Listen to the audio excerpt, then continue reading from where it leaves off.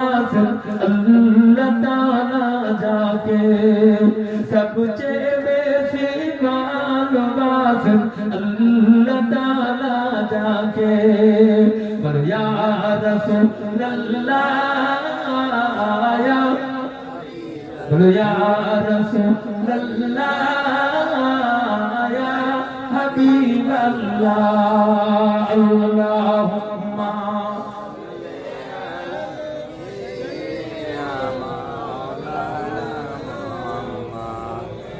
মিম 2000 টাকা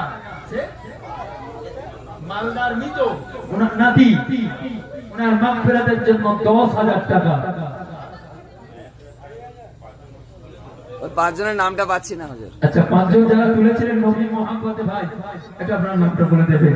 আমি ছিল করব না, একটা কথা শেষ কথা বলবো, শেষ একেবারে শেষ কথা। কোন আল্লাহর বান্দা যুবক আছো, এই যে আপনারা এতদিন পর্যন্ত লাইট করেছেন, মনে কষ্ট হয়েছে। আমি দেখলাম সেই গেট থেকে লাইট করেছেন পুরো গ্রামটা। আমি প্রথম ভাবছিলাম যে অন্য লাইট, তো পাড়া গ্রাম তো আলো করে দিয়েছে, তো বড় জলসার থেকে তো আরো বেশি হয়ে গেছে। আলহামদুলিল্লাহ, এটা মনের ইচ্ছার সঙ্গে আল্লাহর সম্পর্ক রেখে আল্লাহ বরকত দিয়েছেন, তাই করেছেন। কোন আল্লাহর বান্দা যুবক আছো যে আল্লাহ আমাকে আগামী বছর আমার মা বাপ কবরে, তাদের কবরটা যেন আলো হয়, এই নবীর মাহফিলে মেহমানরা আসবে, এই মেহমানদের জন্য রাস্তার পথটা আলো করে আমি একটা জেনারেটরের খরচা দেব, আল্লাহ তোমাকে দুনিয়া আখিরাতের বদলা দেবে। একজন যুবক আছো যে আমি একটা জেনারেটরের খরচা দেব, কি নাম? সৈয়দ সাআদত।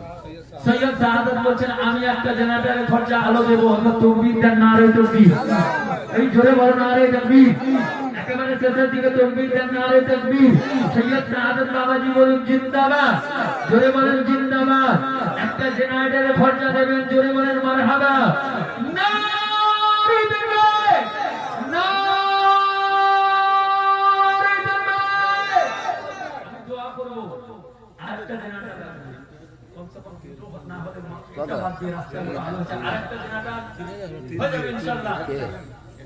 3000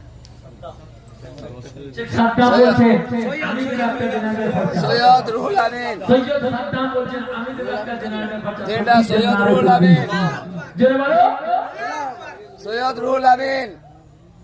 সৈয়দ রুহুল আমিন। হ্যাঁ, জেনারেটর বলছেন একটা জেনারেটর, তিনটে হয়ে গেল। আলহামদুলিল্লাহ, জোরে বলেন আলহামদুলিল্লাহ। আলহামদুলিল্লাহ। কপাল খুলে যাবে, আল্লাহর কসম, আল্লাহর কসম, আল্লাহর কসম। আমি যদি মিথ্যা বলে থাকি লিখে রেখে দেন।